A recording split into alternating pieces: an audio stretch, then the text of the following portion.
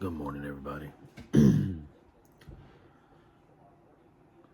I've noticed that there has been a lot of digital ID um, headlines in the news, so to speak. This is just reading a couple of them. Massachusetts House passes social media age verification digital ID bill. Meta, who is Facebook, to comply with Florida age verification digital ID law. The EU proposes links European businesses registration to digital ID wallets. Sweden breach shows the digital risk of national ID systems. Australia states expands facial recognition and biometric ID systems. UK government digital ID system could grant police access to facial recognition database. If you've been in a city um, and you see all the cameras, they're taking pictures of us. Um, your phone is voice printing us. All this is being set up for the beast system. It's all being linked in, laid in, um, and that'll all be part of it. Facial recognition. Um, there was a big thing years ago that police were taking pictures of your license tags and creating databases with license tags. It's all true. Um, they will randomly check IDs or license plates as they're riding down the road. Um, Slow march toward a digital ID in Britain. Congress reveals Kids Off Social Media Act, a child safety bill opposed to expand online digital ID checks. And here's where it comes in is it's all done in the name of safety, so to speak. It's all done in the name of safety. It's all done in the name of it's all done in the name of keeping children safe, keeping us safe, keeping predators offline, keeping the bad people from doing bad things. Well, you're not going to keep bad people from doing bad things. Bad people do bad things. That's what they do. That's why they're bad people. But it is sold to the public as that.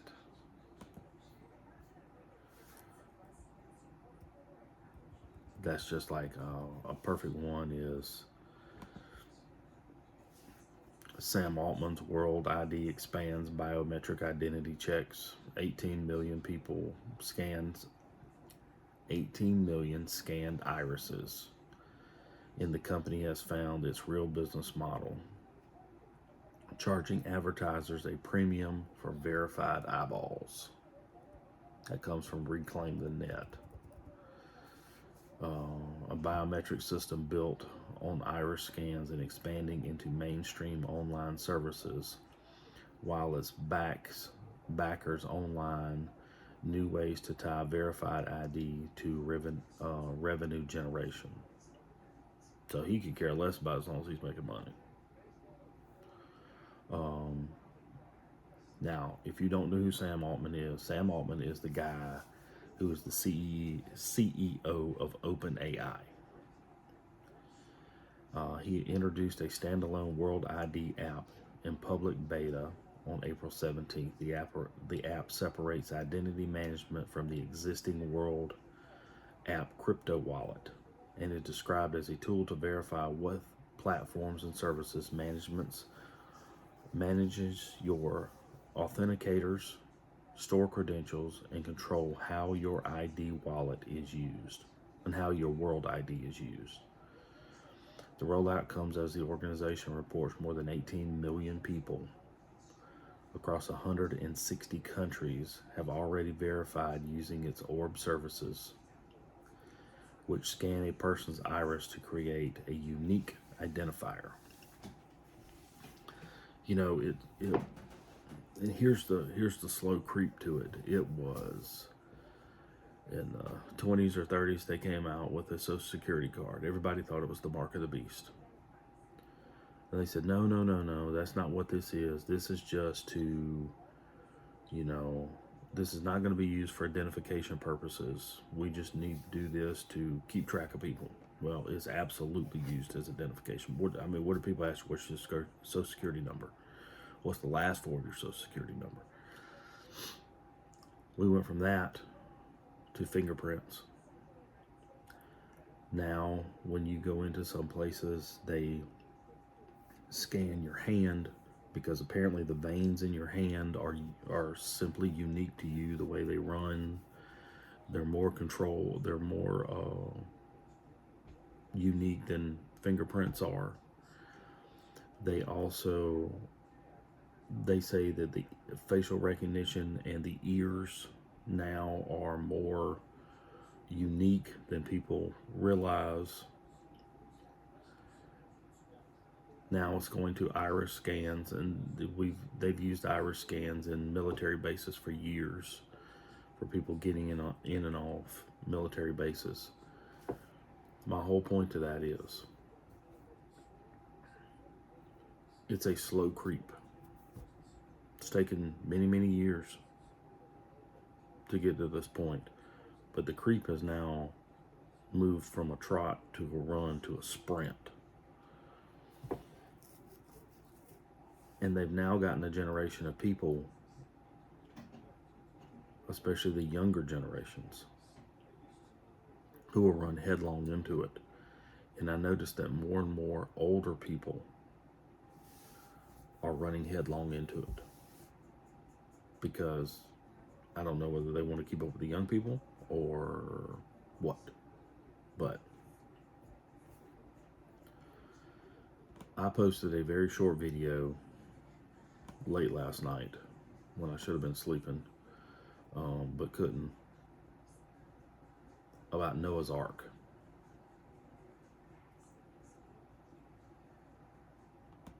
And it was just a short video showing Noah's Ark and the faith that one man had.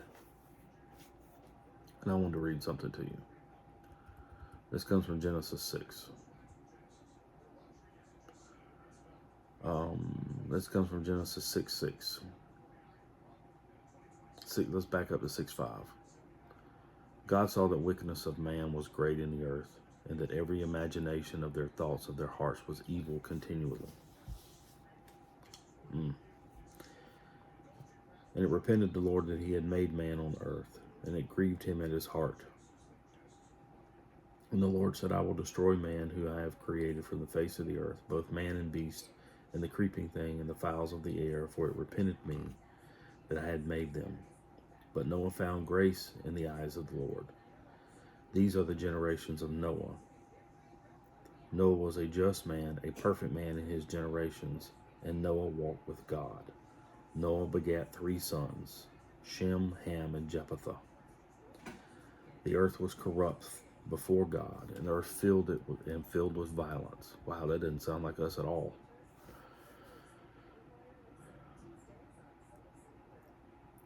And God said to Noah, he will end all flesh before me. The earth is filled with violence through them, and behold, I will destroy them. Make thee an ark of gopher wood. Room shall be made throughout, make in the ark.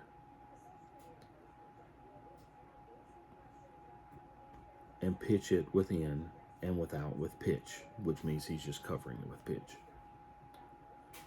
And this is the fashion which you shall make it. The length of the ark shall be 300 cubits. The width shall be 50 cubits, and the height shall be 30 cubits, which translates to 510 feet.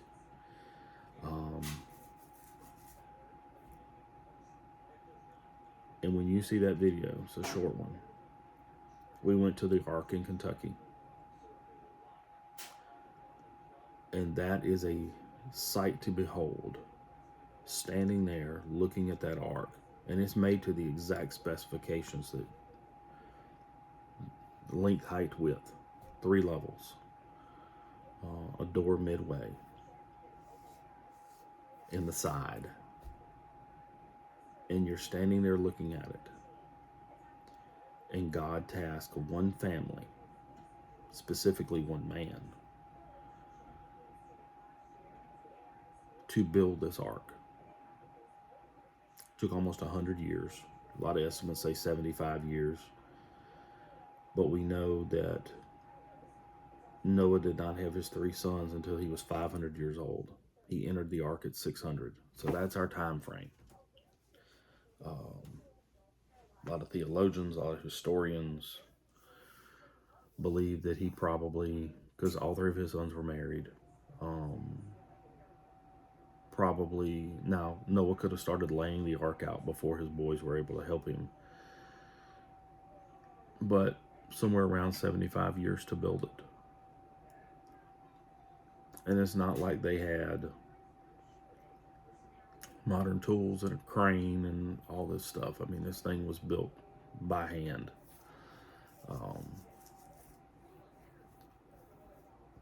God said to Noah, the end of all flesh will come. The earth is filled with violence. I will destroy the earth. 300 cubics, or 300 cubics, and a cubic is from your elbow to the end of your hand. And then they have royal cubits that the Egyptians used that were a little bit longer.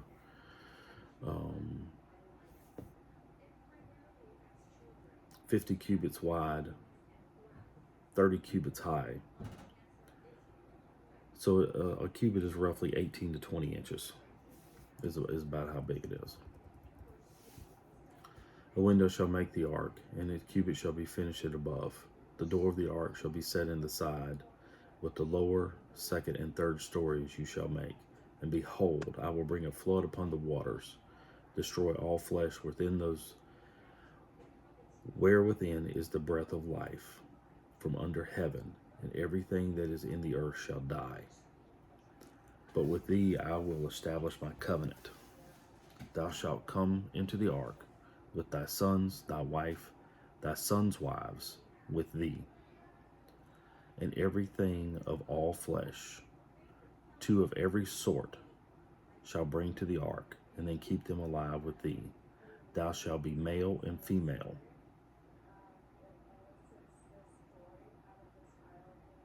Thou shalt be male and female. Not Mark and John and Cindy and Teresa. Of fowls after their kind, cattle after their kind, and every creepy thing on the earth after its kind, 2 of every sort shall come to thee, and keep them alive. Thou shalt take upon thee all the food that is eaten. Thou shalt gather it to thee, and it shall be for food for thee, for them, and for them.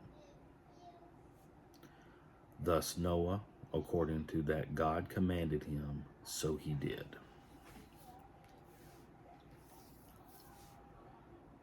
They sell souvenirs at the ark. Of course, I mean, part of it's a tourist attraction. But my wife and I were talking yesterday, and if you walk through this and you look, and they of course took some artistic licenses when they did some things inside the ark, because we just don't know, because it doesn't tell us. But they have cages set up where the animals would have been and all this kind of stuff, and they take some liberal licenses on, how did Noah get all the water for the animals, and how did they get fresh air into the ark and all this kind of stuff. And so they take plausible, well, maybe he could have done this, maybe he could have done that, because it doesn't tell us.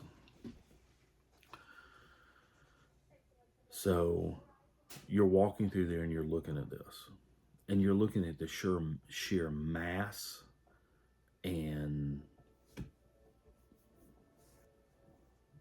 whatever. Mass is the only word that comes to mind. And it almost makes you emotional. I told my wife yesterday, I said I was brought to tears by some of it. Just that God would task one man. Said, Noah, I need you to do this for me. And Noah said, yes, sir.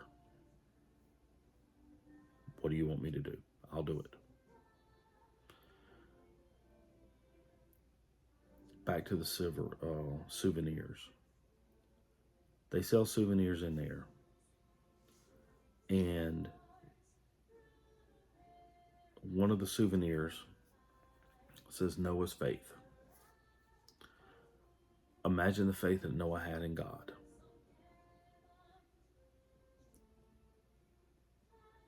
To when God said, okay, I'm going to flood the earth because it's filled with violence, it's filled with wickedness.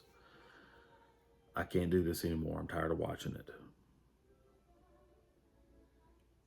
I need you to build me an ark. Build me these big giant boats that you build.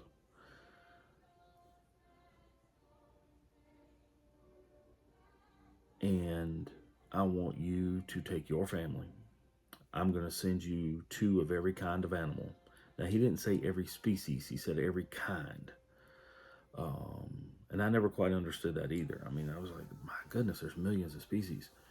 But the way they explain this, and like I said, there's some liberal licenses here. So I go by what the Word of God says.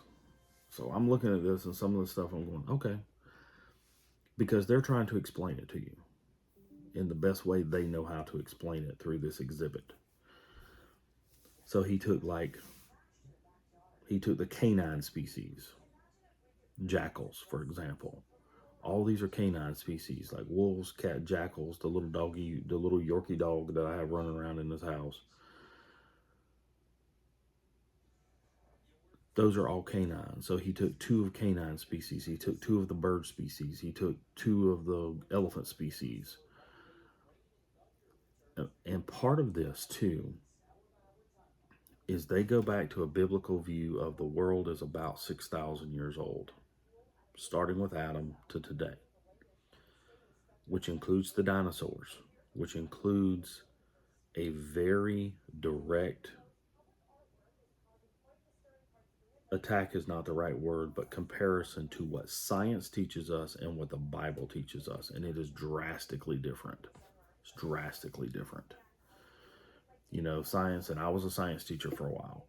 Science teaches us that the Jurassic period was 65 million years ago, and people never walked with dinosaurs. Well, I have read accounts of dinosaur tracks being found overlaid human tracks.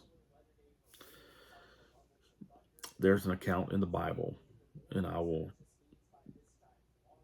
read it tomorrow, but it basically says it's out of the book of Job, and Job describes a behemoth with cedar and I may have this a little bit wrong, so that's why I said I'm going to read it tomorrow. I'm doing this straight from memory.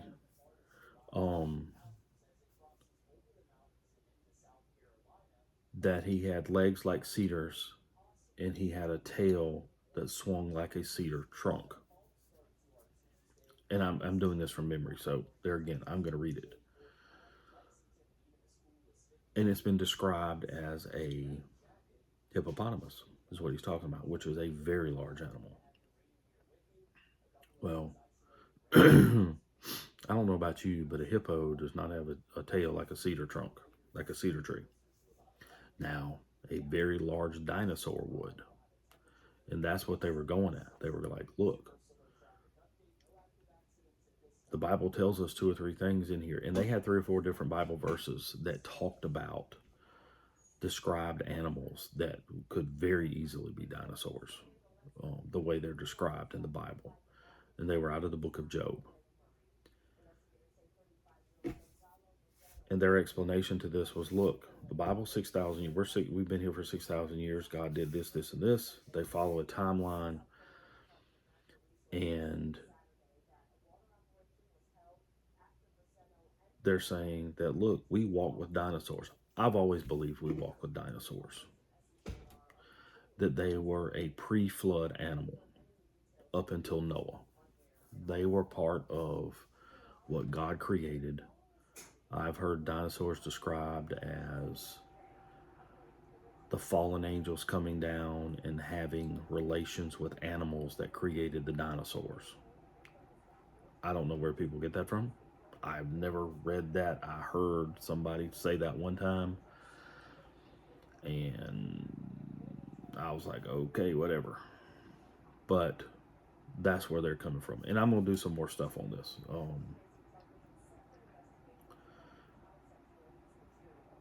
But I wanted the faith that Noah had, going back to just that without getting sidetracked, the faith that Noah had in just that compared to where we are now, where we have to be digitally ID'd for everything that we do, and Noah building an ark. You know, they say Adam is our father, which is, or was the first human, which is true. Noah was a direct descendant.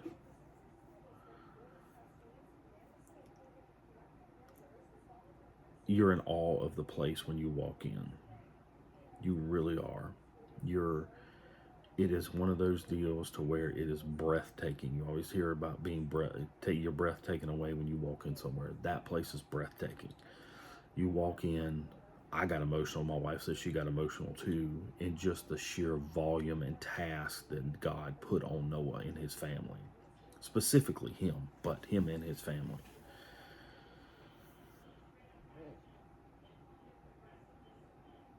It's mind-boggling. There's no way to describe it to you until you walk up and see it. And you're looking at this place and you're standing there looking at it going, one man with hand tools built this. Did they have more technology than we think they did? Sure they did. And I'm sure he had ropes and pulley systems, and I'm sure they had all that. Otherwise, you know, how he built scaffolding to get to the top of that, you know, God gives us our talents, and he puts us in places to use our talents to better for him. I'm sure Noah was a fantastic shipbuilder.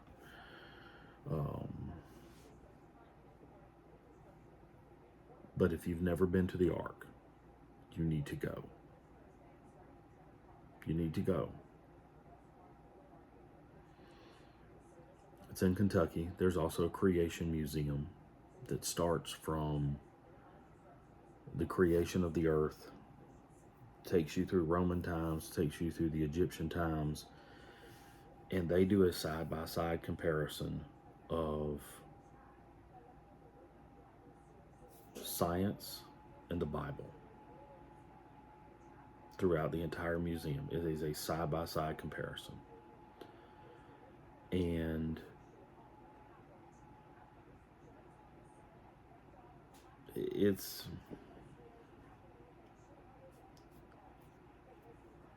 like I said, they take some liberal licenses, or they take some artistic license with some of the stuff. But you could certainly see, if we're just doing a debate based on what the Bible tells us and based on what mainline science tells us, that mainline science is lying about a lot of stuff. You know, mainline science has always been one of these. It takes, you know, like a mountain, forming mountains takes millions of years, and the plates are pushing against each other and they form these mountains. Well, that fits their theory. But if you look at the Bible and you fit the 6,000 year testament of what the Bible tells us, then mountains are formed immediately, or almost immediately. And now there's come out some theories going, wait a minute, we're wrong about this. Mountains are formed very quickly. They're not formed overnight, or formed over millions of years or hundreds of years or whatever. They're formed quickly, very fast. So if you haven't been, it is a very eye-opening experience. Your faith will be tested, is not the right word, but rejuvenated, if that's a way to say it. But just look at the video. Video is only like 15 seconds. I stood there and I took the video back, and you can see just the sheer size of it, of of what this thing was. It's massive.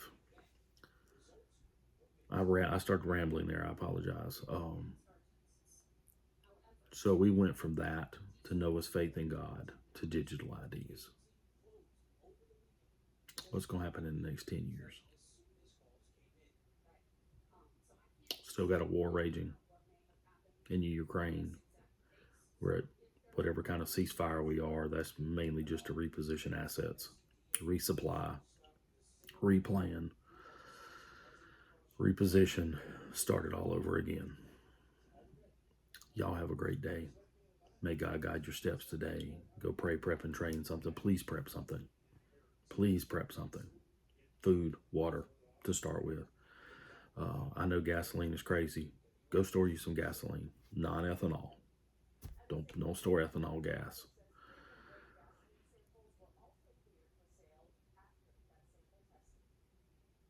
Y'all go read you something in the Bible.